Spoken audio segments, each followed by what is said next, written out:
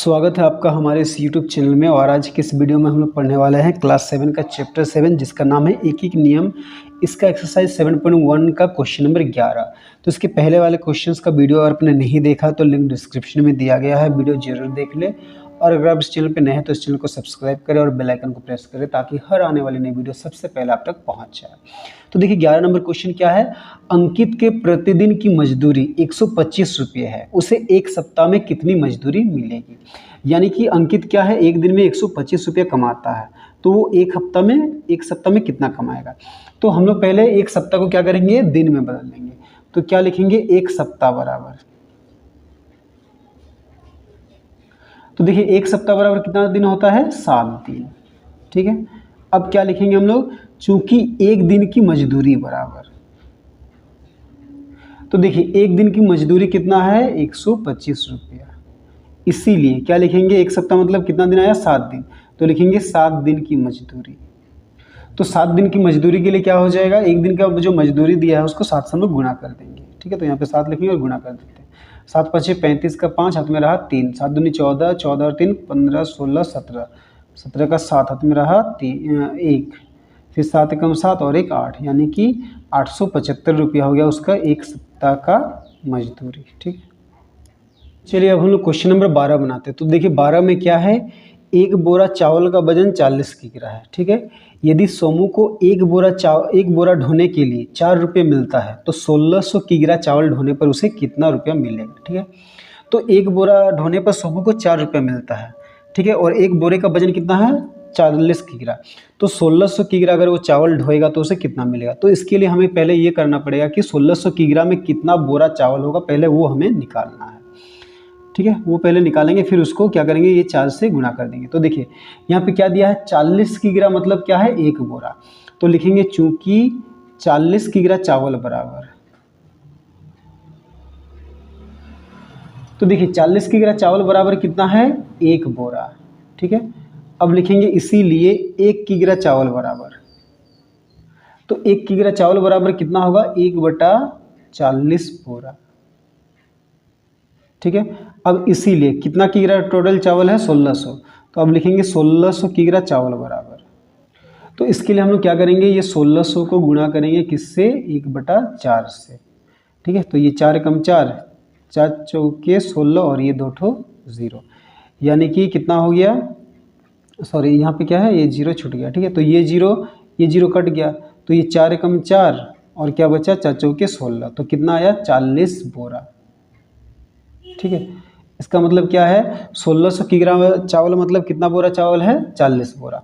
अब लिखेंगे चूंकि क्या है, एक बोरा ढोने पर मिलता है रुपया बराबर,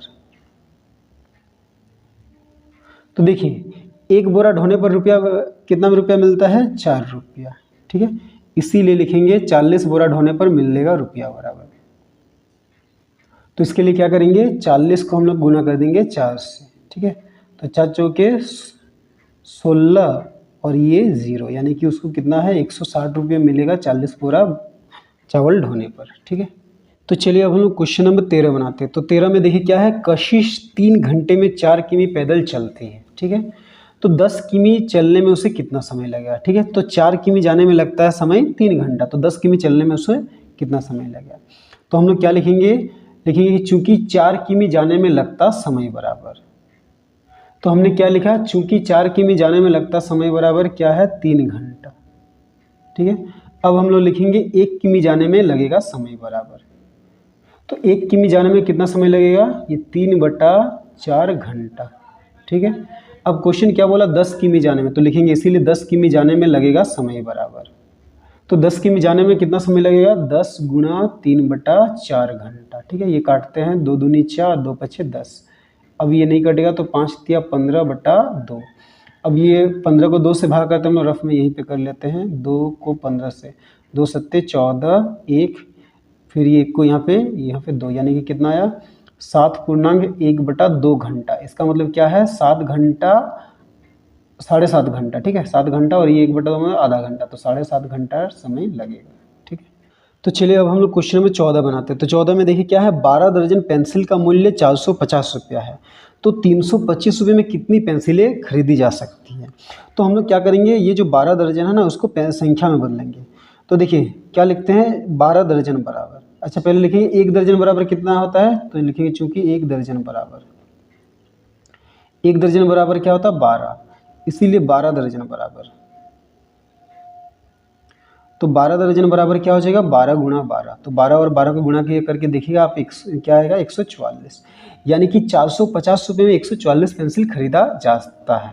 तो 325 रुपये में कितना पेंसिल खरीदा जाएगा, तो इसको हम लोग कैसे लिखेंगे कि चूंकि, देखिए इधर से लिखेंगे, पेंसिल की संख्या से नहीं रुपया से संख्या में जाएंगे, चूंकि 450 रुपये में खरीदा जाता पेंसिल बराबर, तो देखिए 450 रुपये में खरीदा जाता पेंसिल कितना है 144, इसीलिए हम लोग निकालेंगे कि 1 रुपये में कितना पेंसिल खरीदा जा सकता है।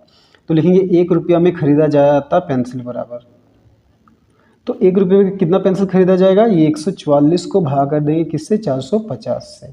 अब क्वेश्चन में क्या बोला है 325 रुपया, तो लिखेंगे इसीलिए 325 रुपये में खरीदा जाएगा पेंसिल बराबर।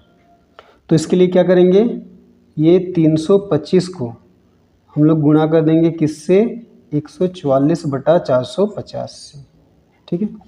अब देखिए ये दोनों 5 से कटेगा, 5 9 45 और ये 0, 5 6 30, 32 से 30 गया तो 2 2 और 5 25, 5 5 25, फिर ये 5 से कटेगा, 5 कम 5, 9 से 5 गया तो 4 4 और 0 40, तो 5 8 40, फिर ये 5 कम 5, 6 से 5 गया तो 1 1 और 5 15, 5 दिया 15।